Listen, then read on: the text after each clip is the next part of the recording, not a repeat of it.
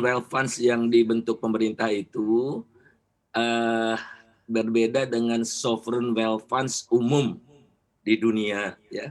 Jadi misalnya sovereign wealth funds di Norwegia itu diambil dananya dari pendapatan negara dari minyak. Jadi pendapatan negara dari minyak ditabung, digunakan untuk apa sovereign wealth funds ini? Untuk menggerakkan sektor energi supaya terbarukan.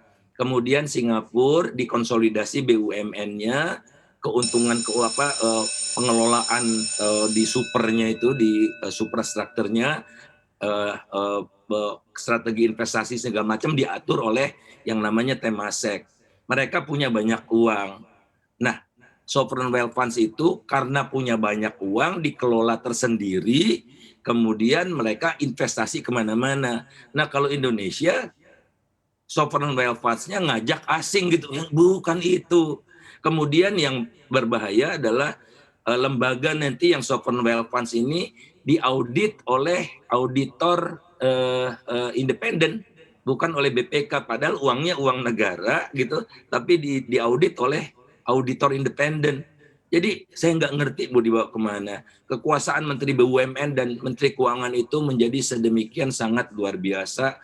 Mereka tidak tunduk pada aturan-aturan yang ada di Republik ini. Jadi sovereign wealth fund ini yang Indonesia akan bentuk ini berbeda ya Pak dengan yang ada di negara-negara lain. Apalagi yang perlu Beda. diperhatikan menurut Anda ini pada saat kita akan membentuk sovereign wealth fund, karena misalnya untuk modal awalnya selain dari suntikan pemerintah juga nanti akan aset-aset BUMN seperti itu Pak. Jadi kekuasaan itu terfokus pada lembaga investasi ini. Ya, mereka kan kasih contoh seperti Temasek dan 1MDB ya, yang di Malaysia itu.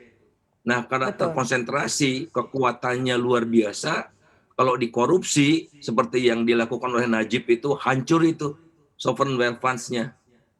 Sama seperti dulu kekuasaan mutlak kita berikan kepada Pertamina, disalahgunakan, negara hampir bangkrut. Jadi harus ada transparansi, check and balances, ya. Ini negara yang ada check and balances diatur oleh DPR. Mereka nanti tidak perlu dengar pendapat dengan DPR. Mereka diberikan kekuasaan penuh yang pokoknya luar biasa deh gitu. Jadi risikonya sangat besar sekali. Seperti saya katakan, kan itu karena pemerintah menganggap investasi selama ini tidak efektif. Maka dibikinlah strategi investasi baru lewat sovereign wealth funds. Nah, saya telah buktikan bukan investasinya jelek, tapi investasinya boros, investasinya banyak, tapi hasilnya sedikit. Nah, ini Jadi bukan penyakit tracknya kita sebenarnya diperbaiki, ini di tapi mana Pak? Di bikin track baru yang produktivitas, berisiko. industrialisasi atau manufaktur atau apa Pak sebenarnya kita ini? Ya, industrialisasi kita rada mandek. Dan pemerintah sudah betul sekali memajukan industrialisasi dengan membuat kawasan-kawasan industri yang bagus.